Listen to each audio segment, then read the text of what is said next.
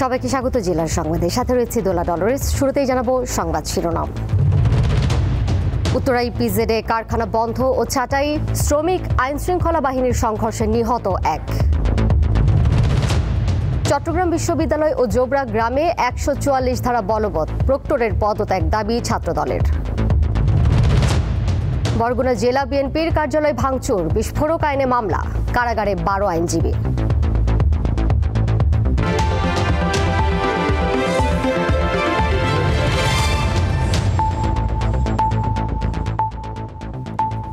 নীলফামারীর উত্তরা ইপিজেডে কারখানা বন্ধ ও ছাঁটাইয়ের জেরে শ্রমিকদের সঙ্গে আইন শৃঙ্খলা রক্ষাকারী বাহিনীর সংঘর্ষ হয়েছে। এতে একজন শ্রমিক নিহত হয়েছেন এবং আহত হয়েছেন অন্তত ২০ জন। নিহত শ্রমিকের নাম হাবিবুর রহমান। তিনি ইকো ইন্টারন্যাশনাল নামের একটি নিটিং কারখানায় কর্মরত ছিলেন। তার বাড়ি নীলফামারী সদর উপজেলার সঙ্গলসী ইউনিয়নের কাজিরহাট গ্রামে। মঙ্গলবার কিছু দাবি মেনে অনির্দিষ্টকালের জন্য ফ্যাক্টরি বন্ধ ঘোষণা করে কর্তৃপক্ষ। এতে শ্রমিকদের উত্তেজনা আরও বেড়ে যায়। সকাল ৬টা থেকে তারা বিক্ষোভে নামেন।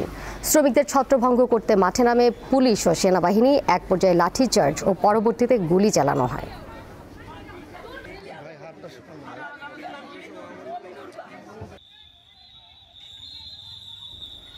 নীলফামারীর উত্তরা ইপিজেডে এই মুহূর্তে রয়েছেন সহকর্মী মামুনার রশিদ মিঠু। সবশেষ তথ্য জানবো তার কাছ থেকে। মিঠু, ঠিক এই মুহূর্তের পরিস্থিতি আমাদেরকে জানাবেন। শ্রমিকরা সর্বশেষ কি বলছেন?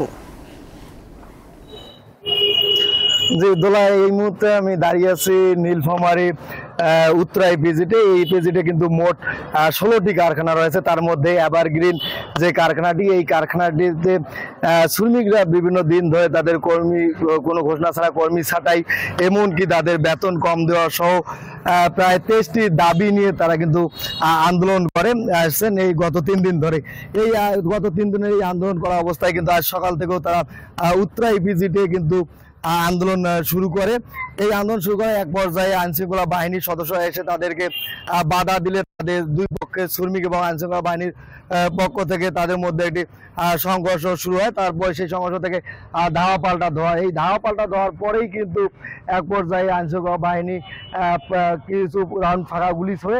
এই ফাঁকা গুলি ছোড়ার পরেই কিন্তু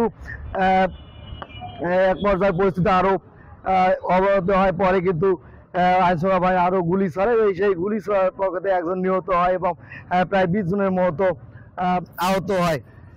তারপরেই কিন্তু এখানে আরও পরিস্থিতি আরও অস্বাভাবিক হয়ে ওঠে। এখন পর্যন্ত কিন্তু পরিস্থিতি অস্বাভাবিক হওয়ার পর প্রায় 6 ঘন্টা পর জেলা প্রশাসন এসে বেবজা এবং এভারগ্রিন কর্তৃপক্ষের সাথে কথা বললে তারা দাবিগুলো মেনে নেওয়ার আশ্বাস দেয়। সেই আশ্বাসের পরে কিন্তু জেলা প্রশাসক গিয়ে শ্রমিকদের সাথে কথা বলে।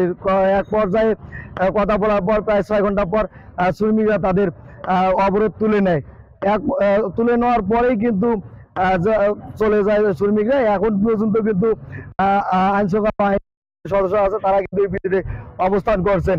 আমরা ইতিমধ্যে জেলা প্রশাসকের সাথে কথা বলেছি। জেলা প্রশাসক আমাদের যেমনটি জানিয়েছেন, তারা ইতিমধ্যে 3টি তদন্ত কমিটি গঠন করেছেন। এই তদন্ত কমিটি 3টি আগামীকালের মধ্যে তারা তথ্য জমা দিলে এই তথ্য অনুযায়ী ব্যবস্থা গ্রহণ করবে। এই ছিল উত্তরা ইপিজেডের সর্বশেষ। মিঠু, আপনাকে ধন্যবাদ। নীলফামারীর উত্তরা ইপিজেড থেকে সরাসরি যুক্ত ছিলেন সহকর্মী মামুনার রশিদ মিঠু। এবারে গুড নাইট ডেঙ্গু সুরক্ষা।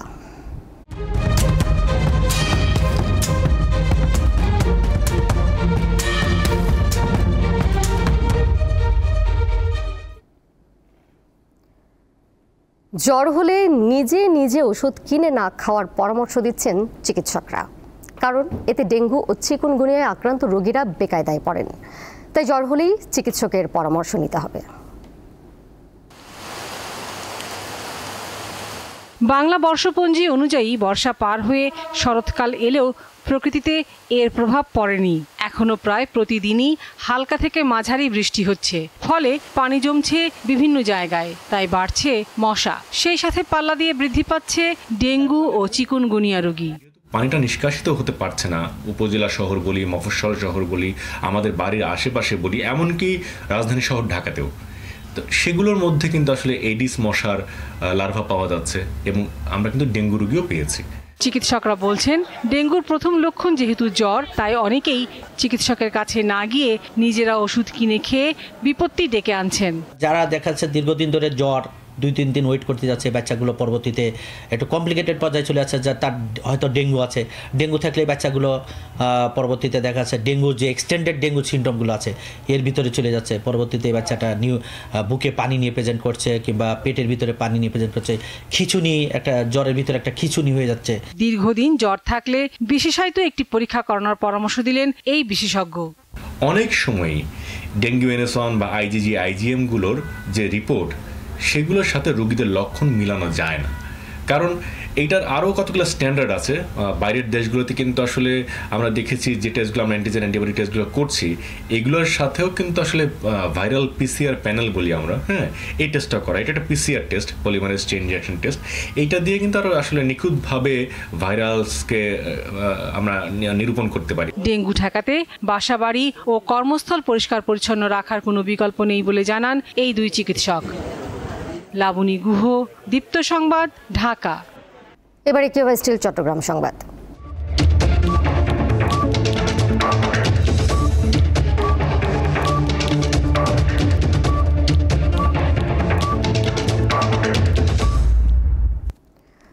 চট্টগ্রাম বিশ্ববিদ্যালয় শিক্ষার্থীদের সঙ্গে স্থানীয়দের সংঘর্ষের ঘটনায় মামলা করেছে বিশ্ববিদ্যালয় প্রশাসন। সোমবার রাতে হাটহাজারী থানায় মামলা দায়ের করা হয়। মামলায় 98 জনের নাম উল্লেখ করা হয়েছে। অজ্ঞাত আরও 800 থেকে 1000 জনকে আসামি করা হয়েছে। মামলার বিষয়টি নিশ্চিত করেছেন বিশ্ববিদ্যালয়ের রেজিস্ট্রার। এদিকে সংঘর্ষের পর থেকে ক্যাম্পাসে উত্তেজনা বিরাজ করছে। জোবরা গ্রাম সহ আশপাশের এলাকায় এখনও 144 ধারা জারি রয়েছে। বিশ্ববিদ্যালয়ে ক্লাস চালু থাকলেও শিক্ষার্থীদের উপস্থিতি কম। এদিকে বিশ্ববিদ্যালয়ের প্রক্টরের পদত্যাগ দাবি করেছে জাতীয়তাবাদী ছাত্রদল।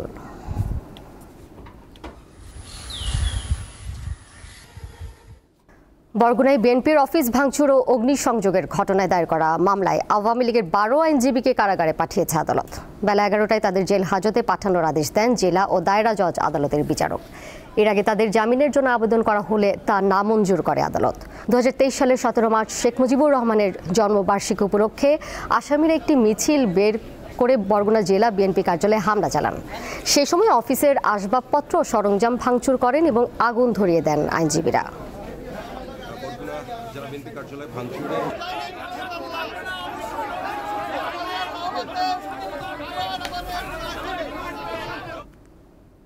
নওগাঁয় অসময়ে চাষ হচ্ছে উচ্চ ফলনশীল তরমুজ। বর্ষা মৌসুমে এসব তরমুজ চাষ করে ব্যাপক সাড়া ফেলেছেন চাষিরা। জেলার কৃষকরা আধুনিক প্রযুক্তির সহায়তায় তরমুজ চাষ করায় কৃষিতে নতুন সম্ভাবনা তৈরি হয়েছে।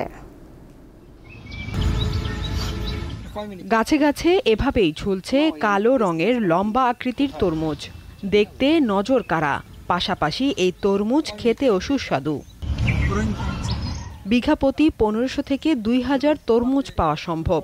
নওগাঁ জেলা কৃষি বিভাগ বলছে, আধুনিক কৃষি প্রযুক্তি প্রদর্শনী প্রকল্পের আওতায় জেলার রানীনগর, সদর, মাধবপুর ও নিয়ামতপুর উপজেলার বেশ কিছু জমিতে এই তরমুজ চাষ হচ্ছে। প্রতিদিনই আশপাশের এলাকার উৎসাহী কৃষক ও দর্শনার্থীরা চাষাবাদ দেখতে আসছেন। বর্ষার সময় তো তরমুজ পাওয়া যায় না, কিন্তু এখন দেখছি এগুলো খুব সুন্দর হয়ে ধরেছে আর কি, দেখতে সুন্দর লাগলো আর কি। এই ক্ষেতটা আমরাও করব। আচ্ছা, যে তরমুজগুলো খুব সুন্দরভাবে ধরছে এবং আশা করা যায় যে ভালো ফলন পাওয়া যাবে। প্রতি কেজি আমি 70 টাকা দরে পাইকারি দিচ্ছি। হ্যাঁ, অনেকে আছে ক্ষেত থেকে নিয়ে যাচ্ছে। তরমুজের ভেতরের অংশ গাঢ় লাল রঙের। কৃষি বিভাগ বলছে, উচ্চ ফলনশীল মার্শাল জাতের এই তরমুজ উচ্চমাত্রার ভাইরাস সহনশীল। গাছ রোপণের মাত্র 60 থেকে 65 দিনেই ফসল সংগ্রহ করা যায়।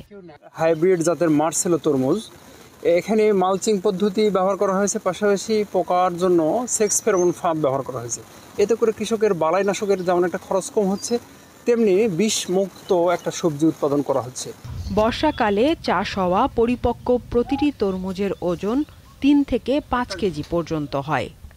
লাভজনক এই তরমুজের চাষ আগামীতে আরও ছড়িয়ে পড়বে, এমনটাই আশা জেলা কৃষি বিভাগের। কোনোটা তো ম্যাচ পোকা নষ্ট করে না। দীপ্ত, বার্তা কক্ষ। মঙ্গলবার সকাল থেকে রাকসুর কোষাধ্যক্ষের কার্যালয়ে মনোনয়নপত্র বিতরণ চলছে। বর্ধিত মনোনয়নপত্র বিতরণের সময় শেষ হবে আজ। বিকাল ৩টা পর্যন্ত ১৭টি মনোনয়ন বিতরণ করা হয়েছে। এর আগে গতকাল ৫টি মনোনয়নপত্র বিতরণ করা হয়। এখন পর্যন্ত মোট ৪০৯টি মনোনয়নপত্র বিতরণ করেছে কর্তৃপক্ষ। এর মধ্যে কেন্দ্রীয় ছাত্র সংসদে ৩৩৫টি এবং সিনেট প্রতিনিধিতে ৭৪টি মনোনয়ন বিতরণ করা হয়। ভিপি পদে ১৮ জন, জিএস পদে ৭ জন, এজিএস পদে ৮ জন লড়ছেন। উল্লেখ্য, রাকসু কেন্দ্রীয় ছাত্র সংসদে ২৩টি, সিনেটে ৫টি এবং হল সংসদে ১৫টি পদে ভোট হবে। মোট ভোটার ২৪,৮৯২ জন।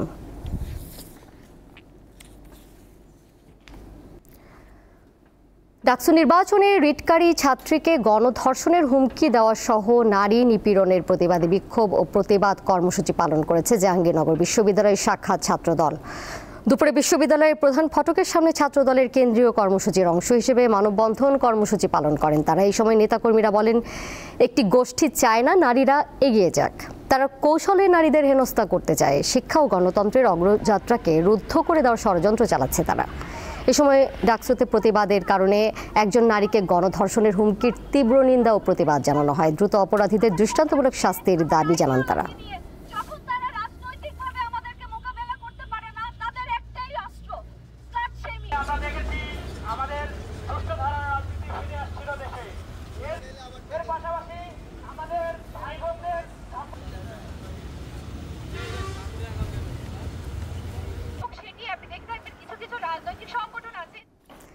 এর সাথে শেষ করব জেলার সংবাদ। যাবার আগে শিরোনামগুলো জানিয়ে দেব আরও একবার। উত্তরায় পিজেডে কারখানা বন্ধ ও ছাঁটাই, শ্রমিক আইন শৃঙ্খলা বাহিনীর সংঘর্ষে নিহত ১। চট্টগ্রাম বিশ্ববিদ্যালয় ও জোবরা গ্রামে ১৪৪ ধারা বলবৎ, প্রক্টরের পদত্যাগ দাবি ছাত্রদলের। বরগুনা জেলা বিএনপির কার্যালয় ভাঙচুর, বিস্ফোরক আইনে মামলা, কারাগারে ১২ আইনজীবী।